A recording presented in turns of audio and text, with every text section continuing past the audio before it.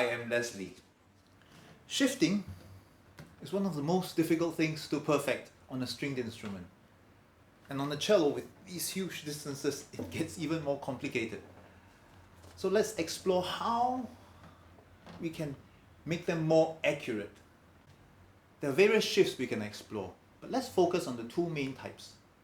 I like to call them 1, the undershift, and 2, the overshift.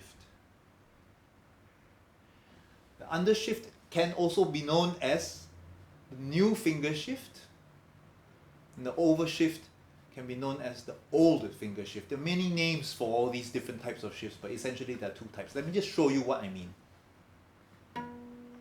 The undershift.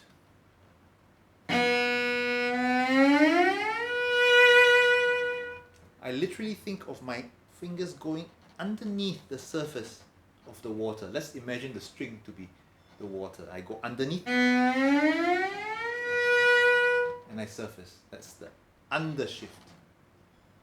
You dive in, you swim, you look up, you see your destination approaching, you surface. The overshift, I fly above and I approach from the top.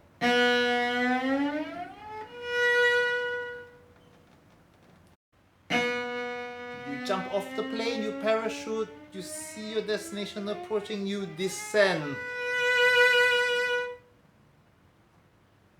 Shifts are very emotional things. So for every given situation, there is a certain type of shift. And it's very difficult for me to prescribe a particular shift for a particular moment. It depends on what you want. For example, okay, in this shift, do you want this shift or do you want or with this?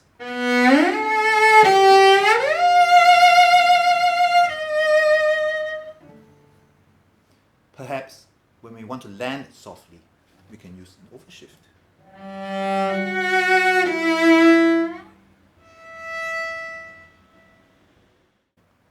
In the previous tutorial, we talked about the upper arm generating the power.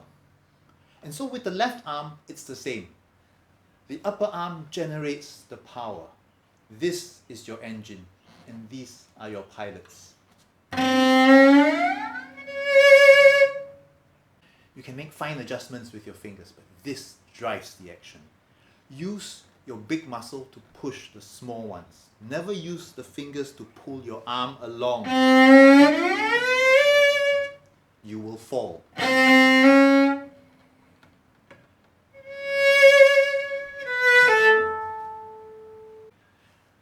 Another thing to keep in mind is that we need to have enough bow left.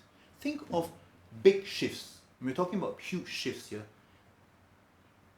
Think of them like a huge leap across an obstacle, and you need enough runway to launch yourself far. If you don't have enough bow, you will fall. So you need the space. When you practice your shifts, you have to be sure that every time you practice it, it needs to start from the same place on the bow. And this cannot move around too much. The shape has to be consistent. One final thing about shifts. We have to be very mindful that we shift from one position to another position.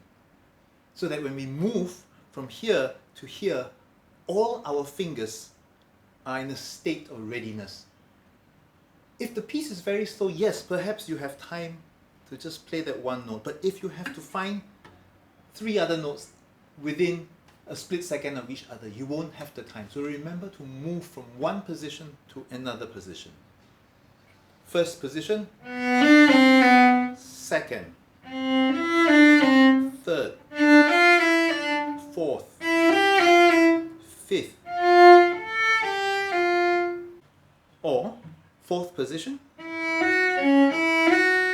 seventh position,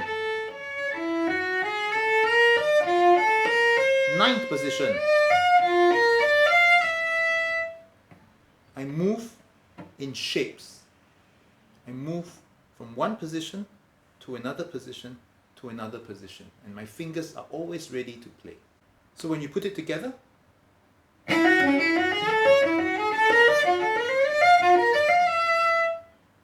ultimately, you decide which shift works best for you, which shift works best for the music that you are playing. Shifts are emotional, remember. They're not a technical exercise, so you have to work towards that. Use your ears, use your eyes, and use the feel that you have in your body and your muscles to recognize the movement.